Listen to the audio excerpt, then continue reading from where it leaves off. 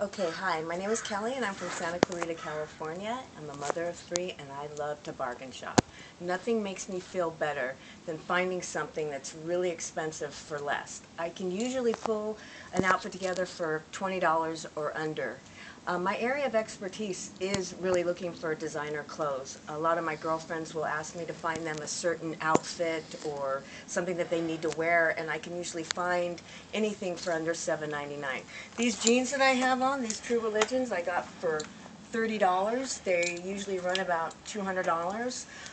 The fun things that I like to do is I'll take my son to school, and on the way home I'll kind of peer over to my right and look in the thrift store to see if there's anything in the trash. And one day I jumped into the dumpster and I pulled out a four-poster bed, brought it home, put it together, and it looks great. The farthest back I can remember, I was probably about 12 years old, and I would switch Barbies with girlfriends and take the heads off so it looked like we had new Barbies. I enjoy doing this. It's almost like an adrenaline high. The bigger the thrift store, the better.